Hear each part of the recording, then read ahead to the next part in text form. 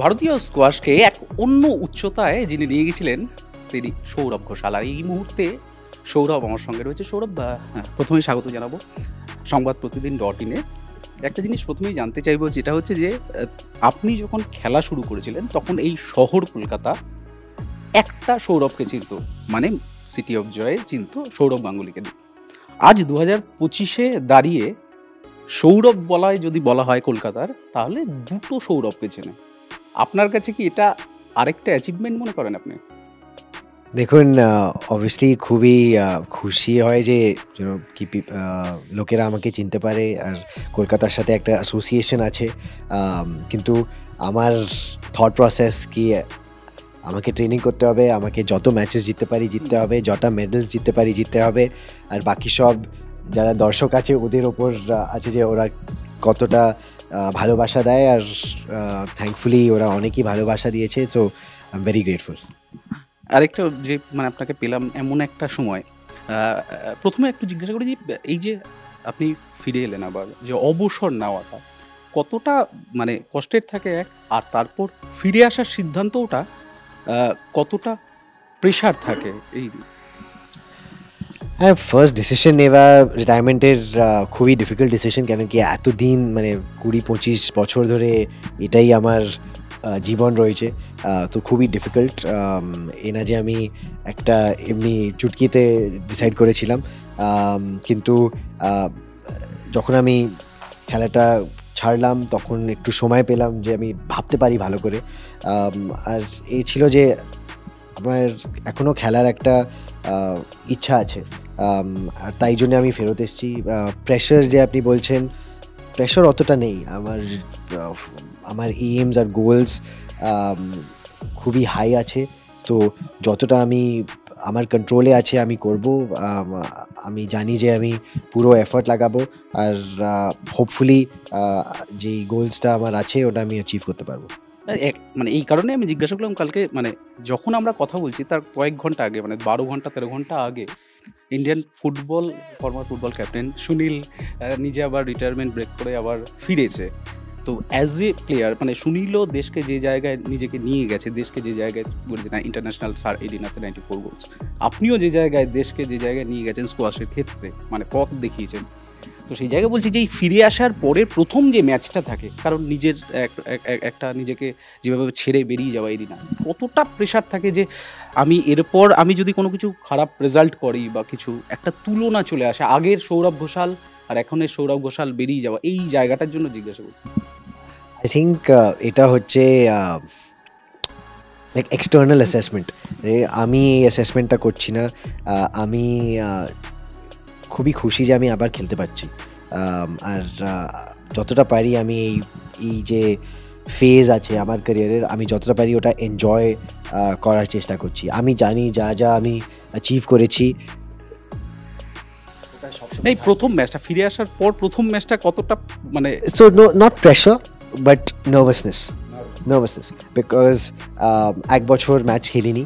So একটা routine থাকে, both physically আর mentally যেমনি প্রিপেয়ার করো, একটা রুটিন থাকে। 1 বছর না খেললে কয়েকটা জিনিস ভুলে যাও, তো রিকালেক্ট করা এইসব, দ্যাট নার্ভাসনেস ইজ দেয়ার। কিন্তু it's a good nervousness, it's a healthy nice nervousness. But সবচেয়ে ইম্পর্টেন্ট যে there is excitement যে I can do this again, আবার করতে পারছি। So I wouldn't say pressure. আর আমি সবসময় বলেছি pressure is a privilege. Pressure কেন আছে? বিকজ সবাই আপনার থেকে এক্সপেক্ট করছে, আর এক্সপেক্ট কেন করছে? Because at some point in time আমি কিছু অ্যাচিভ করেছি, তাই জন্য একটা প্রেসিডেন্ট। বাইরে থেকে কি মনে হচ্ছিল যে আরো কিছু দেওয়ার আছে আমাকে, সেই জন্য ফিরে আসা? না, এমনি কিছু না। আমার গোল সবসময় ছিল যে আমি এশিয়ান গেমস নেক্সট ইয়ার খেলতে চাই, আর হোপফুলি অলিম্পিক্স 28-এ খেলতে চাই। কিন্তু লাস্ট 1 বছর ধরে যতটা আমি চিন্তা করেছি, দেখেছি যে যদি আমাকে খেলতে হয় আর রিয়েলিস্টিকলি যদি মেডেল জিততে হয়, তাহলে আমাকে পিএসসি ওয়ার্ল্ড ট্যুরে খেলতে হবে, আর নিজের র্যাঙ্কিংটা আবার ফেরত টপ 20 টপ 10-এ আনতে হবে। So that is the reason. Next target কি আছে তাহলে এখন? আই থিঙ্ক আমি যেমনিভাবে আমি অ্যাপ্রোচ করছি যে দুটো half cycles, Asian games next year September, individual gold নেই আমার এখনও, দুটো ইন্ডিভিজুয়াল সিলভার আছে, হোপফুলি ইন্ডিভিজুয়াল গোল্ড আর টিম গোল্ড যদি জিততে পারি খুবই ভালো হবে। আর Olympics 28 July 28 in Los Angeles, ওটাতে আমি পুরো চেষ্টা করছি যে বডিকে ভালো রাখা, যাতে আমি খেলতে পারি। অবশ্যই র্যাঙ্কিংটা উপরে করতে হবে যাতে আমি সিলেক্ট হতে পারি আর ইন্ডিয়ার জন্যে গোল্ড মেডেল। একটা জিনিস জানার যেটা হচ্ছে যে আপনি বেশ কয়েকবার বলেছেন যে অ্যাওয়ারনেসের জন্য, স্কোয়াশের অ্যাওয়ারনেসের জন্য আপনি মানে অনেক একাডেমি বা এই ধরনের কিছু করতে চান, সেরকম কি কোনো প্ল্যানিং বা ফ্রুটফুল কিছু এগিয়েছে আপনার? না সেইটা কি মানে সারা দেশেই ছড়িয়ে করতে চান, নাকি কলকাতায় করতে চান, নাকি চেন্নাই? না, আইডিয়া হচ্ছে যে দেশের কোণে কোণে কোনায় আমাকে নিয়ে যেতে হবে যাতে ওরা যা বাচ্চারা আছে ওদের কাছে ওরা ঠিক করে শেখাতে পারে। ওই আইডিয়াটা এগিয়েছে। দুটো Sourav Ghoshal squash academy already খুলে গেছে নিউ বম্বে, নাভি মুম্বাইতে লাস্ট অক্টোবর। তো প্রসেসটা স্টার্ট হয়েছে, এখন অনেক কাজ আছে ওই প্রসেসটাকে সাকসেসফুল করা, কিন্তু আমরা খুব চেষ্টা করছি। কটা একাডেমি করবেন?